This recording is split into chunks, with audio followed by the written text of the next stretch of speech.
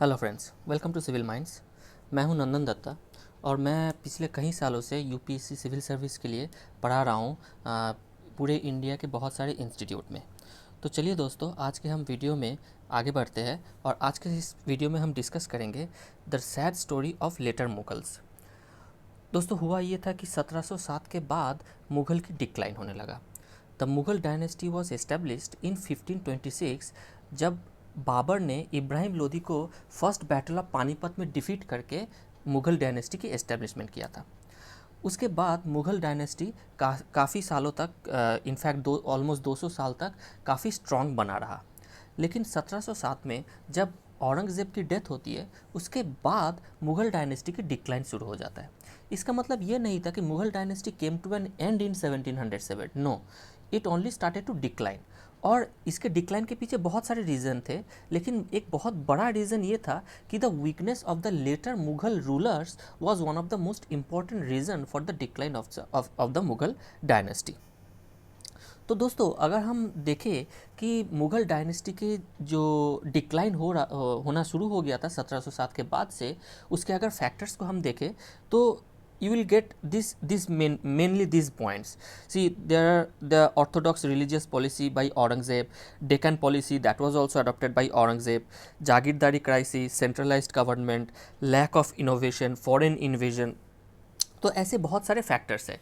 ये सारे जो फैक्टर्स हैं, इसमें बहुत सारे फैक्टर्स औरंगज़ेब के लाइफ टाइम में ही दोस्तों स्टार्ट हो गया था। इसलिए ये कहा जाता है कि मुग़ल डिक्लाइन के लिए औरंगज़ेब के बाद जितना रिस्पॉन्सिबल है, उतना ही औरंगज़ेब खुद रिस्पॉन्सिबल है। लेकिन औरंगज़ेब के टाइम पे ये डिक्लाइन दिखा नहीं था। उसका रीज़न एक ये था कि औरंगज़ेब जो थे, he was a very strong character.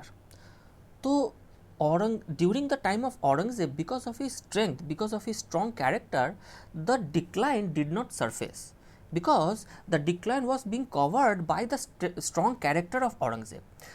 But after Aurangzeb, जो लेटर मुग़ल रूलर्स आए थे, उनका कैरेक्टर या उनका स्ट्रेंथ औरंगज़ेब जैसा नहीं था, जिसके वजह से जब लेटर मुग़ल रूलर्स आए, उनके टाइम से ये डिक्लाइन मेनली सरफेस होना चालू हो गया था। लेकिन डिक्लाइन स्टार्ट तो हो गया था औरंगज़ेब के लाइफ टाइम से ही, but still the decline started to become visible only after the death of Aurangzeb, that is only after 1707।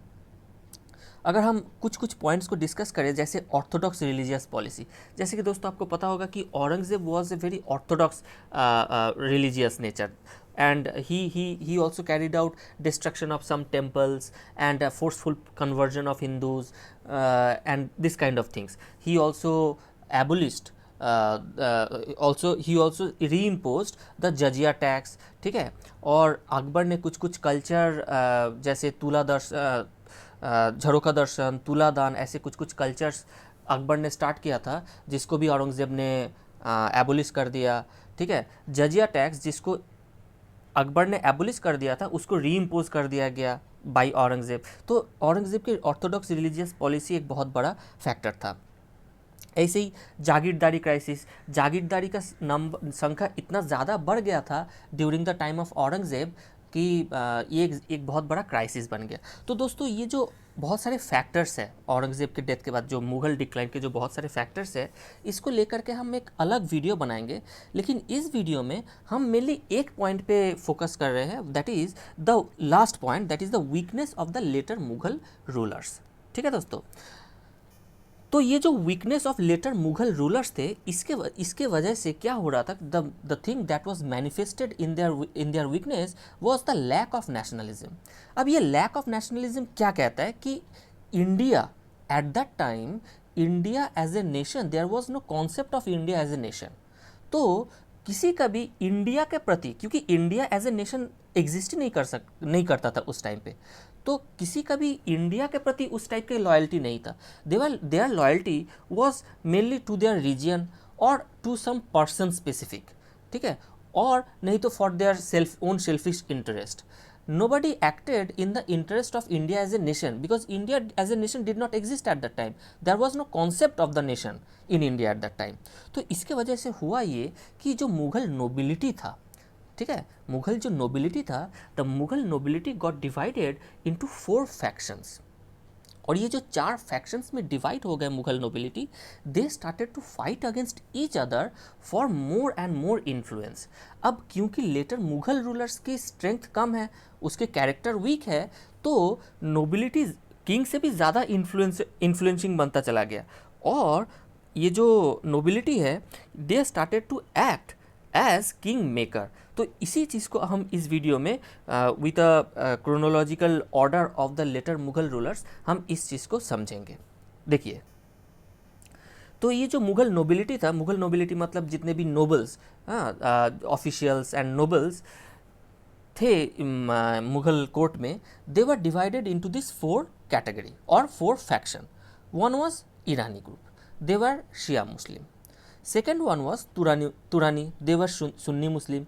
तो शिया और सुन्नी में कॉन्फ्लिक्ट हमेशा से ही बना चला आ रहा है, तो यहाँ पे भी ये चीज़ चला आ रहा था कि ईरानी और तुरानी में एक कॉन्फ्लिक्ट बन रहा था। Both wanted to have more influence on the Mughal ruler, and in that regard they wanted to have such a Mughal ruler who will be more close to themselves. ठीक है, तो सबका ये मकसद बन गया था कि उनके क्लोज कोई एक मुगल रूलर है तो वो मुगल रूलर बने, वो सिंहासन पे बैठे। ठीक है, तीसरे थे Afghani. Now Afghanis were look down by both Irani and Turani. ठीक है, और चौथे में थे Hindustani. Hindustanis were the Hindu converts. Now all the 3 groups, Irani, Turani and Afghani, they used to look down upon the Hindustanis. तो हिंदुस्तानी, जब whenever it came to Hindustani, all these 3 players, all these 3 factions, they used to join hand against the Hindustanis. और क्योंकि हिंदुस्तानीज को बहुत ही नीची छोटी नज़रों से देखा जाता था, तो इनके मन में एक एम्बिशन भी बहुत ज़्यादा था हिंदुस्तानीज के मन में। ठीक है दोस्तों, तो अब देखिए, after the death of Aurangzeb in 1707, Bahadur Shah 1 became the next Mughal ruler, but he could not rule for very long, only for 5 years, 1707 to 1712, and he tried some reconciliation, tried to reverse some policy adopted by Aurangzeb, but he could not bring much change because the time period he got was not very long. So after Bahadur Shah, this factional war mainly came in forefront. अब देखिए, दूसरा जो है Jahangir Shah bye Zulfikar Khan. Zulfikar Khan कौन थे? वो एक ईरानी Nobel थे। ठीक है दोस्तों, तो अब क्योंकि वो ईरानी थे, तो जुल्फिकार खान ने जहांगीर शाह को सिंहासन पे बैठाया। अब हुआ ये कि क्योंकि वो ईरानी थे, तो Irani faction started to get more favour from Jahangir Shah. अब ये होने लगा कि बाकी के जो 3 फैक्शन थे, they started to poison the ears of Jahangir Shah. वो उनको ये बोलने लगे कि एक्चुअल पावर तो तुम्हारे हाथ में है ही नहीं, एक्चुअल पावर तो है जुल्फिकार खान के हाथ में। तो जहांगीर शाह के माइंड को जब पॉइजन करने लग गया और जहांगीर शाह के मन में भी जुल्फिकार खान के अगेंस्ट एक शक पैदा हो गया, तो Jahangir Shah got Zulfiqar Khan killed. Now when Zulfiqar Khan was killed, Jahangir Shah himself did not had any power. So within a year, Jahangir Shah was also executed by Sayyid brothers. Now these Sayyid brothers, they were also nobles, but they came from Hindustani group. Now Sayyid brothers made Farrukh Shir the next Mughal ruler. Farrukh Shir ruled from 1713 to 1719. अब देखिए दोस्तों, यहाँ पे 2 incident है जो बहुत ही important event है जो फारूक शेर के टाइम पे हुआ था। पहला ये था कि सिख लीडर बंदा बहादुर बैरागी वॉज एग्जीक्यूटेड बाय फारूक शेर इन 1715, क्योंकि सिख रिवोल्ट चल रहा था उस टाइम पे और बंदा बहादुर बैरागी को एग्जीक्यूट कर दिया गया था फारूक शेर के ऑर्डर पे। और दूसरा, dastak right was granted to East India company in 1717। अब ये जो दस्तक राइट है, this is a very important topic, but इसके बारे में हम डिस्कस करेंगे एंग्लो बंगाल कॉन्फ्लिक्ट के टॉपिक पे। ठीक है, तो ये 2 वेरी इंपॉर्टेंट इंसिडेंट फारूक शेर के टाइम पे हुआ था। अब हुआ ये कि फारूक शेर के साथ भी वही हुआ जो जहांगीर शाह के साथ हुआ था। ठीक है, तो फारूक शेर, बाकी के जो ये सैयद ब्रदर्स तो हिंदुस्तानी ग्रुप के थे, तो बाकी के जो 3 ग्रुप थे, they started to poison the ears of Farooq Sher, and Farooq Sher tried to get Hindustani that is Sayyid brothers killed. लेकिन सैयद ब्रदर्स को पहले जुल्फिकार खान के एक्सपीरियंस था and they were very cautious, तो इसके वजह से Sayyid brothers fail to get Sayyid brothers killed, instead Sayyid brothers got Farooq Sher killed. ठीक है दोस्तों। अब हुआ ये कि सैयद ब्रदर्स को लग गया कि अब ऐसा एक मुगल रूलर होना चाहिए जिसके हाथ में ज़्यादा पावर नहीं रहेगा और जो सैयद ब्रदर्स के अगेंस्ट कोई कॉन्स्पिरेसी भी नहीं करेगा। तो बहुत ही क्विक सक्सेशन में रफ़ीउद दराजत और रफ़ीउद दौला को लेकर लाया गया, लेकिन वो भी कुछ ज़्यादा दिन तक रूल नहीं कर पाए। ठीक है, फिर एक बहुत ही इनएफिशिएंट एक मुगल को एक रूलर बनाया गया, उनका नाम था मोहम्मद शाह। ठीक है, मोहम्मद शाह के रूल बहुत काफ़ी टाइम तक चला था, 1719 से 1748 तक।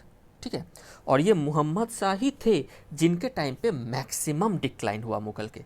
इतना डिक्लाइन हो गया कि उसके बाद रिकवरी और पॉसिबल नहीं था।